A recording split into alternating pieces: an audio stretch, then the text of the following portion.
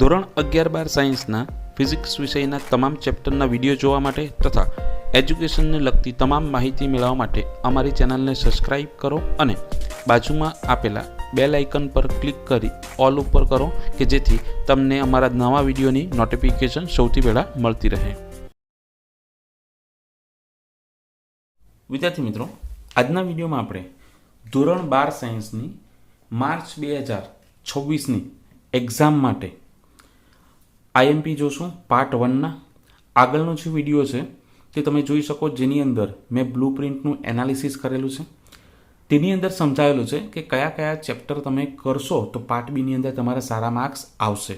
Okay, તો એ video જોઈ લેજો. આગળનો વિડીયો હશે, હું ડિસ્ક્રિપ્શનમાં એની લિંક મૂકીશ અથવા તો આઈ બટનની અંદર હશે. ચલો, ચેપ્ટર 1થી સ્ટાર્ટ કરીએ. આપણી પાસે બ્લુ પ્રિન્ટ છે મારી પાસે, બરાબર. એ આગળના વિડીયોમાં જોઈ ગયા છે. એ પ્રમાણે મેં સવાલ ટીક કરેલા છે, તે પ્રમાણે હું તમને વાંચતો જઈશ. કદાચ વિડીયોની અંદર ક્વેશ્ચન બ્લર થઈ જાય તો તમે હું જે બોલું છું એ પ્રમાણે ટીક કરી શકો. મારી પાસે અત્યારે દર્પણ છે. તમારી પાસે જે પણ રેફરન્સ હોય અથવા તો ટેક્સ્ટ બુક હોય તેમાંથી ક્વેશ્ચન ટીક કરી શકો છો. ક્વેશ્ચન નંબર ઉપર નીચે હોઈ શકે. આ જૂની બુક છે, નવી બુકમાં ક્વેશ્ચન નંબર બદલાઈ શકે. હું ક્વેશ્ચન વાંચીશ. ઓકે, ચેપ્ટર 1થી સ્ટાર્ટ કરીએ. તો ચેપ્ટર 1ની અંદર આપણી પાસે જે બ્લુ પ્રિન્ટ છે તે બ્લુ પ્રિન્ટ પ્રમાણે શું શું પૂછાવાનું છે. તો ચેપ્ટર 1ની અંદર 2 માર્ક્સના 2 સવાલ છે, 3 અને 4 માર્ક્સનો ક્વેશ્ચન નથી. એટલે આની અંદર આપણે હું જે ક્વેશ્ચન કહું કેટલા ક્વેશ્ચન તમારે કરવાના છે. સૌથી પહેલા છે મારી બુકમાં 21મો ક્વેશ્ચન છે. તમારામાં જે હોય તે કુલમનો નિયમ અદિશ સ્વરૂપે સમજાવો. તેમાં કુલમના નિયમની અંદર જે અચળાંક કે આવે છે એ અચળાંકનો એકમ પારિમાણિક સૂત્ર એ ખાસ યાદ રાખવા. ત્યાર પછી છે કુલમનો નિયમ સદિશ સ્વરૂપે 24મા નંબરનો છે. નંબર ઉપર નીચે હોઈ શકે, ક્વેશ્ચન વાંચજો. ત્યાર પછી છે 27મો ક્વેશ્ચન, વિદ્યુત ક્ષેત્રની સમજૂતી આપો અથવા તો બિંદુવત વિદ્યુત ભારને લીધે ઉદ્ભવતા વિદ્યુત ક્ષેત્રનું સૂત્ર મેળવો. નેક્સ્ટ છે 35મો સવાલ છે, વિદ્યુત ક્ષેત્ર રેખાઓની લાક્ષણિકતા અથવા તો ગુણધર્મ લખો. કોઈ પણ 4 એવું પૂછાઈ શકે. તમારે 4થી વધારે લખવાના છે. નેક્સ્ટ છે વિદ્યુત ફ્લક્સની સમજૂતી આપો. ત્યારબાદ વિદ્યુત ડાયપોલ એટલે શું, વિદ્યુત ડાયપોલ મોમેન્ટની દિશા એસઆઈ એકમ સમજાવો. નેક્સ્ટ ધ્રુવીય અને અધ્રુવીય અણુ કોને કહેવાય તેના ઉદાહરણ આપો. તે 1 માર્ક્સની અંદર એમસીક્યુમાં પૂછાઈ શકે કે નીચેનામાંથી કયો ધ્રુવીય અણુ છે અને કયો નથી. ત્યાર પછી 46મો ક્વેશ્ચન છે, સમાન વિદ્યુત ક્ષેત્રમાં મૂકેલી વિદ્યુત ડાયપોલ પર લાગતા ટોર્કનું સૂત્ર મેળવો. અને એના ખાસ કિસ્સા પણ યાદ રાખજો એમસીક્યુ માટે. થિયરી ટોર્ક માટે અને પેલા એમસીક્યુ માટે કિસ્સા એના. ત્યાર પછી ગોસનો નિયમ સમજાવો. કેન્દ્ર પર મૂકેલા બિંદુવત વિદ્યુતભાર ક્યુને ઘેરતો આ રીતના ક્વેશ્ચન છે, તે તમારે ગોસનો નિયમ કરવાનો છે. ત્યારબાદ 57મો ક્વેશ્ચન છે, અનંત લંબાઈના અને રેખીય વિદ્યુતભારની રેખીય ઘનતાવાળા તાર વડે ઉદ્ભવતું વિદ્યુત ક્ષેત્રનું સૂત્ર મેળવો. ત્યારબાદ સમાન રીતે વિદ્યુત ભારિત પાતળી ગોળાકાર કવચના લીધે ઉદ્ભવતા વિદ્યુત ક્ષેત્રનું સૂત્ર.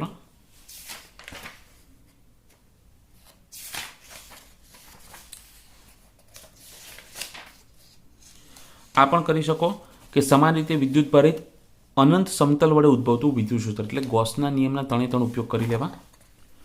ત્યાર પછી દાખલાની વાત કરીએ તો ઉદાહરણમાં પહેલો બીજો કરવો. ત્યારબાદ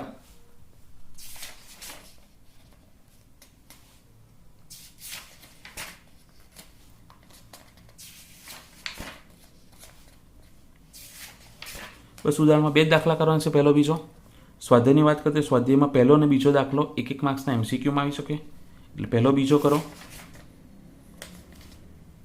પછી 9મો 10મો 11 9 10 11 13મો એમસીક્યુ માટે પૂછાયેલો છે એકવાર. એની દિશા કે કયો વિદ્યુત ભારિત કણ હોઈ શકે, ધન વિદ્યુત ભારિત કે ઋણ. ધન તરફ જાય તે ઋણ અને ઋણ તરફ જાય તે ધન વિદ્યુત ભારિત હોઈ શકે. પછી 14મો કરવો. 16મો એમસીક્યુ માટે 18 એમસીક્યુ. 19મો કરવો એટલે 16 18 19 20મો MCQ, 21મો દાખલો કરવો, 22મો MCQ, એટલે કે 20, 21, 22. આટલી વસ્તુ તમારે ચેપ્ટર 1માંથી કરવાની છે. હવે જોઈએ ચેપ્ટર 2.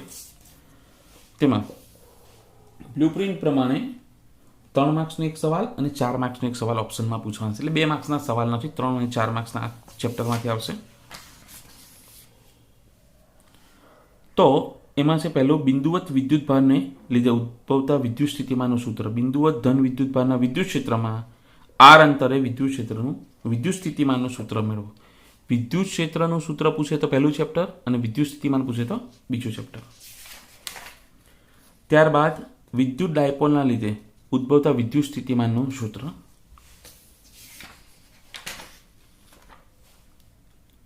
ત્યાર પછી સમસ્થિતિમાન પૃષ્ઠની અંદર 17મો સવાલ છે.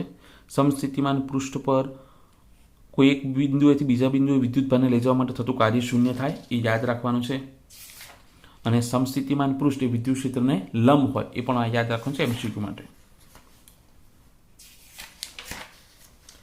ત્યારબાદ 24મો સવાલ છે, નિયમિત બાહ્ય વિદ્યુત ક્ષેત્રમાં મૂકેલી ડાયપોલની સ્થિતિ ઉર્જાનું સૂત્ર મેળવો. ડાયપોલની સ્થિતિ ઉર્જાનું સૂત્ર મેળવો અને તેના ખાસ કિસ્સા પણ, કે સ્થિતિ ઉર્જા લઘુત્તમ ક્યારે હોય, મહત્તમ ક્યારે હોય, સ્થાયી સંતુલનની સ્થિતિમાં થીટા કેટલો હોય, અસ્થાયી સંતુલનમાં થીટા કેટલો હોય, એ બધું. ત્યારબાદ 36મો સવાલ છે, ડાઇલેક્ટ્રિક અચળાંક અથવા ડાઇલેક્ટ્રિકના પ્રકારો, તેમાં ધ્રુવ્ય અને અધ્રુવ્યના ઉદાહરણ યાદ રાખવા, કે કયો ધ્રુવ્ય છે, કયો અધ્રુવ્ય છે, એ MCQ માટે. ત્યારબાદ 42મો સવાલ છે, સમાંતર પ્લેટ કેપેસિટરના કેપેસિટન્સનું સૂત્ર મેળવો. 45મો સવાલ છે, કેપેસિટન્સ પર ડાઇલેક્ટ્રિક માધ્યમની અસર. કદાચ કોઈક સ્ટુડન્ટ નવું હશે કે જેણે મારા IMP આગળ ના કર્યા હોય, તો ગયા વર્ષના જે પણ IMPના વિડીયો છે તેની નીચે જે કોમેન્ટ હોય તે કોમેન્ટ તમે વાંચી શકો છો. તેના પરથી ખબર પડશે કે સ્ટુડન્ટને કેટલું પૂછાયું છે, અથવા તો એ જૂના વિડીયો છે તેની સાથે તમે પેપરને મેચ કરી શકો છો બોર્ડના પેપર સાથે. ત્યારબાદ 47મો સવાલ છે, કેપેસિટરનું શ્રેણી જોડાણ, અને 49મો સવાલ સમાંતર જોડાણ, એ બંને કરવા. 52મો સવાલ, કેપેસિટરમાં સંગ્રહિત ઉર્જાનું સૂત્ર કરવું. ઉદાહરણમાં પહેલો, બીજો. ત્યારબાદ 6ઠ્ઠો, 8મો. પહેલો, બીજો, 6ઠ્ઠો, 8મો, 9મો, 10મો. 9, 10 આટલા દાખલા કરવા. સ્વાધ્યાયમાં પહેલો, બીજો MCQ માટે. ત્યાર પછી 5મો, પહેલો, બીજો, 5મો, 6ઠ્ઠો, 7મો, 9મો, 10મો MCQ માટે, અને 11મો. 7, 9, 10 અને 11. ઓકે. અને 8મો પણ કરી શકો, MCQમાં પૂછી શકે. એટલે 7, 8, 9, 10 અને 11. ત્યાર પછી ત્રીજું ચેપ્ટર જોઈએ. ત્રીજા ચેપ્ટરની અંદર જે સવાલ છે તે જોઈએ. ત્રીજા ચેપ્ટરમાંથી વધારે પૂછાવાનું છે. તો પહેલા 6ઠ્ઠો સવાલ છે, ઓમનો નિયમ લખો અને તેની મર્યાદાઓ. એ આખું કરો, મર્યાદા પાછળ છે, પણ અહીંયા કરી લેવું. ત્યાર પછી વાહકત્વ, પછી અવરોધકતા અને વાહકતા, એ 3 વસ્તુ કરવું. એનો એકમ, એના સૂત્ર, એ બધું યાદ રાખવું, પારિમાણિક સૂત્ર MCQ માટે.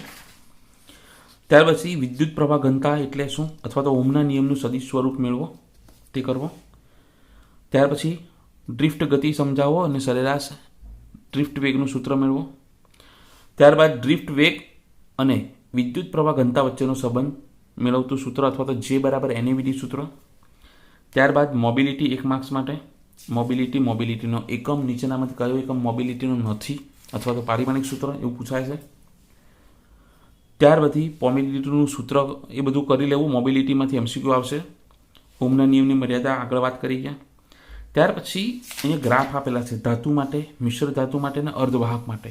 અવરોધકતાનો તાપમાન સાથેનો સંબંધ, એ હાલ એક મોસ્ટ IMP, કે ભાઈ ધાતુ પદાર્થોમાં તાપમાન સાથે અવરોધકતા વધે, મિશ્ર ધાતુમાં લગભગ અચળ, અને અર્ધવાહકમાં તાપમાન સાથે અવરોધકતા ઘટે. એના ગ્રાફ અને એના સેન્ટન્સ યાદ રાખવા. 23મો સવાલ છે વિદ્યુત ઉર્જા અને પાવર સમજાવો અથવા તો વિદ્યુત પાવર પર નોંધ લખો એવું પૂછાય છે. ઓકે, પાવરના અલગ અલગ સૂત્રો છે, એના એકમ છે, એ યાદ રાખવા. ત્યારબાદ 30મો સવાલ છે બે વિદ્યુત કોષનું શ્રેણી જોડાણ અને 31મો સવાલ વિદ્યુત કોષનું સમાંતર જોડાણ. મોસ્ટ આઈએમપી બંને. ત્યારબાદ 35 અને 36 કિચોરનો પ્રથમ નિયમ અને બીજો નિયમ. એના માત્ર સેન્ટન્સ યાદ રાખો, આખો નિયમ યાદ રાખવાની જરૂર નથી, માત્ર સેન્ટન્સ અને સૂત્ર કે સિગ્મા આઈ બરાબર 0 અને sigma I R is equal to sigma epsilon. ત્યાર પછી 38મો સવાલ છે વિસ્ટન બ્રિજ, એ પણ આઈએમપી. દાખલાની વાત કરીએ તો ઉદાહરણમાં ત્રીજો, ચોથો, પાંચમો, ત્રીજો, ચોથો, પાંચમો, છઠ્ઠો, સાતમો, આટલા ઉદાહરણ કરવાના છે. સ્વાધ્યાયમાં પહેલો અને બીજો એમસીક્યુ માટે, ત્રીજો દાખલા તરીકે, ચોથો એમસીક્યુ તરીકે, પાંચમો, છઠ્ઠો એટલે 1 થી 6 બધા કરવા, સાતમો પણ કરવો, આઠમો પણ કરવો, નવમો પણ કરવો. એટલે આખું સ્વાધ્યાય તમારે કરવાનું છે, કેમ કે એમાંથી 2, 3, 4 બધા જ માર્ક્સના સવાલ પૂછવાના છે ત્રીજા ચેપ્ટરમાંથી, એટલે એમાં રિસ્ક લેવા એવું નથી. ત્યાર પછી જોઈએ આપણે ચોથું ચેપ્ટર. ચોથા ચેપ્ટરમાં કયા સવાલ તમારે કરવાના છે? લોરેન્સ બળનું સૂત્ર યાદ રાખો, F બરાબર Q કાઉન્સમાં E plus V cross B. એમાંથી કયું સૂત્ર લોરેન્સ બળનું નીચેનામાંથી સાચું છે એવું એમસીક્યુ પૂછાય છે, અથવા તો એમસીક્યુમાં પૂછાઈ શકે આ સૂત્ર પરથી દાખલો નાનો. ત્યાર પછીનો સવાલ છે બાહ્ય ચુંબકીય ક્ષેત્રમાં મૂકેલા વિદ્યુત પ્રવાહ આધારિત સુરેખ સળિયા પર લાગતા બળનું સૂત્ર મેળવો. ત્યારબાદ સમાન ચુંબકીય ક્ષેત્રમાં વિદ્યુત ભારિત કણની ગતિ અથવા તો સાયક્લોટ્રોનનો સિદ્ધાંત સમજાવો, અથવા તો વર્તુળાકાર માર્ગની ત્રિજ્યા, વેગ, આવૃત્તિનું સૂત્ર, આવર્તકાળનું સૂત્ર એવું પૂછાઈ શકે આમાંથી. બાયો સાવરનો નિયમ કરવાનો છે. ત્યારબાદ બાયો સાવરના નિયમની મદદથી વિદ્યુત પ્રવાહ આધારિત વર્તુળાકાર રિંગના લીધે તેની અક્ષ પર કોઈ બિંદુ આગળ ઉદ્ભવતા વિદ્યુત ક્ષેત્રનું સૂત્ર એ પણ આઈએમપી, અને એના ખાસ કિસ્સા છે, એના પછીના ક્વેશ્ચનમાં એ પણ કરી જવા. અક્ષ પર હોય તો, કેન્દ્ર પર હોય તો. ઓકે. ત્યારબાદ 25મો સવાલ છે અનંત લંબાઈના સોલેનોઇડના કારણે ઉદ્ભવતા ચુંબકીય ક્ષેત્રનું સૂત્ર મેળવો.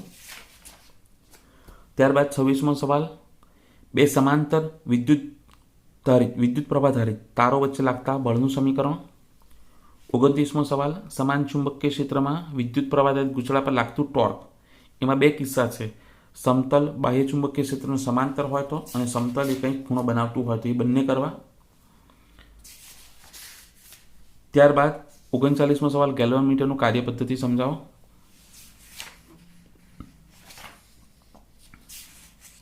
ત્યારબાદ 47મો સવાલ છે પ્રવાહ સંવેદિતા અને વોલ્ટેજ સંવેદિતા.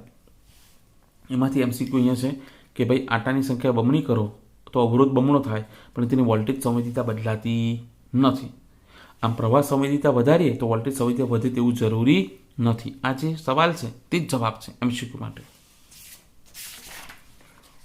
ત્યાર પછી ઉદાહરણોમાં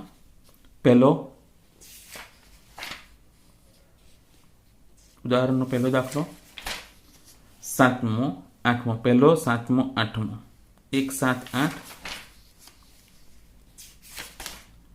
એટલા કરવાના છે. સ્વાધ્યાયમાં પહેલો, બીજો, ત્રીજો, ચોથો, પાંચમો, છઠ્ઠો, 7, 8, 9 1 થી 9 બધા કરવા, એક માર્ક્સના એમસીક્યુ માટે 1 થી 9.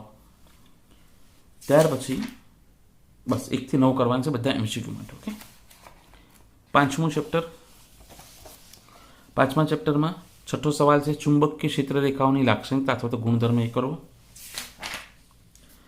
ત્યાર પછી સમાન ચુંબકીય ક્ષેત્રમાં મૂકેલી ચુંબકીય સોય પર લાગતા ટોર્કનું સૂત્ર અને ચુંબકીય સ્થિતિ ઉર્જાનું સૂત્ર એ બંને કરવા, અને તેના ખાસ કિસ્સા.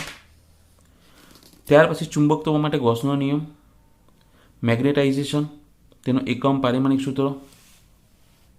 ત્યાર પછી બે માર્ક્સની અંદર ત્રણેય ચુંબકીય પદાર્થ, ડાયામેગ્નેટિક પદાર્થ અને ડાયામેગ્નેટિઝમ, પછી પેરામેગ્નેટિક પદાર્થ અને પેરામેગ્નેટિઝમ, અને ફેરોમેગ્નેટિક અને ફેરોમેગ્નેટિઝમ. એ ત્રણે ત્રણ વસ્તુ કરવી. અહીંયા વિશેષ માહિતીની અંદર સસેપ્ટિબિલિટી આપેલી છે, તે આ જે મૂલ્ય છે યાદ રાખવા કે ભાઈ ફેરામેગ્નેટિક પદાર્થ માટે susceptibility very very greater than આવે, કોના માટે સસેપ્ટિબિલિટી ધન મળે, કોના માટે ઋણ મળે, એ બધું તમારે યાદ રાખવાનું છે. આ સસેપ્ટિબિલિટી અને મ્યુની વેલ્યુ અથવા તો મ્યુ આર સાપેક્ષ પરમિએબિલિટી કોના માટે, એક કરતાં ઘણી વધારે, એક કરતાં ઓછી, એ બધું યાદ રાખવાનું છે એમસીક્યુ માટે. ઉદાહરણની અંદર એક પણ ઉદાહરણ નથી કરવાના. ચાલો સ્વાધ્યાયમાં પહેલો દાખલો એમસીક્યુ માટે, ત્રીજો પણ એમસીક્યુ, પહેલો બીજો ત્રીજો ત્રણે કરવા, ચોથો એમસીક્યુમાં 1 થી 4, પછી સાતમો 1 થી 4 અને સાતમો, એટલા દાખલા કરવાના છે.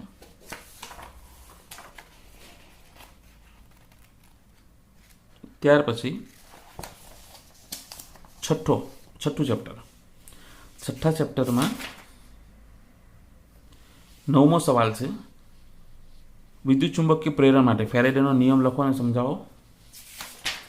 ત્યાર પછી 11મો સવાલ લેન્ઝનો નિયમ અથવા તો લેન્ઝનો નિયમ એ ઉર્જા સંરક્ષણના નિયમનું વિશિષ્ટ કથન છે, સમજાવો. ત્યાર પછી 12મો સવાલ ચુંબકીય ક્ષેત્રમાં મૂકેલા યુ આકારના વાહક તાર માટે યુ આકારના વાહક તારની ભુજા પર સરકતા સળિયા માટે ગતિકીય ઈએમએફનું સૂત્ર એપ્સિલોન બરાબર BVL મેળવો. ત્યાર પછી અન્યોન્ય પ્રેરકત્વની બે વ્યાખ્યા, તે કઈ બાબત પર આધાર રાખે તે. નેક્સ્ટ લાંબા સોલેનોઇડ માટે આત્મપ્રેરકત્વનું સૂત્ર અને તેનું મૂલ્ય શેના પર આધાર રાખે. ત્યાર પછી 23મો સવાલ છે ઇન્ડક્ટરની ઉર્જા U બરાબર 1/2 Li² સૂત્ર મેળવો. ત્યાર પછી 26મો સવાલ એસી જનરેટરનો સિદ્ધાંત, રચના અને કાર્યપદ્ધતિ સમજાવો. ત્યાર પછી ઉદાહરણનો બીજો ત્રીજો ચોથો એમસીક્યુ માટે આ આકાર પૂછી શકે કે અંદર જાય બહાર જાય, સમઘડી વિષમઘડી કઈ દિશામાં પ્રવાહ મળશે તે. પછી છઠ્ઠો, સાતમો, આઠમો, નવમો, 10મો, 7, 8, 9, 10 10મો એમસીક્યુ માટે. સ્વાધ્યાયની અંદર બીજો દાખલો એમસીક્યુ માટે, ત્રીજો, પાંચમો, બીજો, ત્રીજો, પાંચમો, છઠ્ઠો, 7 અને 8 આટલા વસ્તુ કરવાની છે. ત્યાર પછી 7મું ચેપ્ટર જોઈએ. 7મા ચેપ્ટરમાં માત્ર અવરોધ ધરાવતો એસી પરિપથ, માત્ર ઇન્ડક્ટર ધરાવતો એસી પરિપથ અને માત્ર કેપેસિટર ધરાવતો એસી પરિપથ, એ ત્રણ કરવા. એટલે માત્ર અવરોધ બીજો સવાલ છે, ત્યાર પછી માત્ર ઇન્ડક્ટર છઠ્ઠો સવાલ છે અને માત્ર કેપેસિટર 8મો સવાલ છે. ક્વેશ્ચન નંબર તમારામાં ઉપર નીચે હોઈ શકે, ક્વેશ્ચન ખાસ જોજો. ત્યાર પછી 11મો સવાલ છે, તમારામાં કોઈ પણ નંબર હોઈ શકે કે LCR AC શ્રેણી પરિપથમાં તાક્ષણિક પ્રવાહ અને વોલ્ટેજ વચ્ચેનો કળાનો સંબંધ ફેઝર ડાયાગ્રામની મદદથી મેળવો. ત્યારબાદ LCR AC પરિપથમાં અનુનાદ સમજાવો અને અનુનાદ આવૃત્તિનું સૂત્ર મેળવો. નેક્સ્ટ LCR AC શ્રેણી પરિપથમાં પાવરનું સૂત્ર, પાવર ફેક્ટર અને તેના ખાસ કિસ્સા, મોસ્ટ ટાઈમ 4 માર્ક્સમાં એના ખાસ કિસ્સા પાછળ છે, એ પણ કરવા. નેક્સ્ટ ટ્રાન્સફોર્મર કરી જવું આખું, ટ્રાન્સફોર્મરની કાર્યપદ્ધતિ, આદર્શ ટ્રાન્સફોર્મર કોને કહેવાય કે ઇનપુટ અને આઉટપુટનો પાવર સરખો હોય, એમાંથી એમસીક્યુ આવી શકે આ ટ્રાન્સફોર્મરમાંથી. ત્યાર પછી 23મો સવાલ વાસ્તવિક ટ્રાન્સફોર્મરમાં શાના કારણે અલ્પ પ્રમાણમાં ઉર્જાનો વ્યય થાય છે, એ પણ કરવાનો છે. આ થઈ ગયું 7મું ચેપ્ટર. એમાં ઉદાહરણની અંદર પહેલો, બીજો, ત્રીજો એમસીક્યુ માટે, ચોથો 1 થી 4, પાંચમો એમસીક્યુ માટે કે ભાઈ બલ્બનો પ્રકાશમાં વધારો થાય ઘટાડો થાય એ રીતે, છઠ્ઠો કરવાનો છે, સાતમો એમસીક્યુ માટે, આનો જે સવાલ છે તે સવાલ જ તમારે યાદ રાખવાનો છે, સવાલમાં જ જવાબ છે એમસીક્યુ માટે 7મામાં.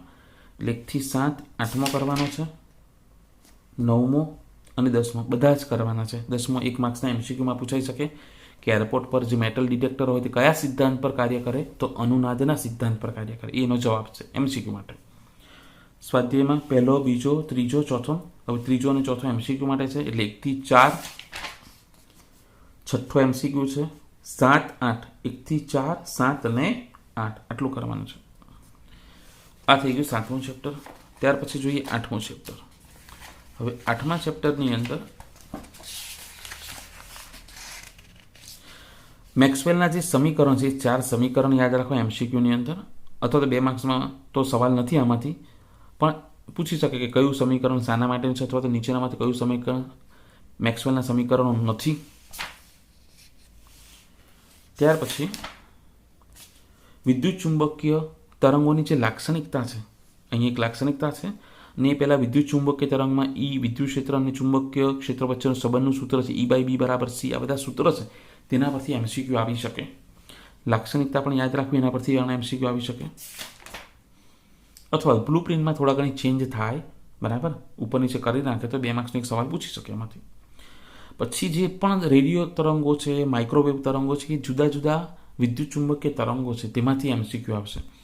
એ દરેક તરંગોનો આવૃત્તિ અને તરંગ લંબાઈનો વિસ્તાર યાદ રાખો, કોઈ પણ એક યાદ રાખો એટલે F = C/λ, એટલે Fનો વિસ્તાર યાદ રાખો તો લેમડા મળે, અને લેમડા પરથી F મળે.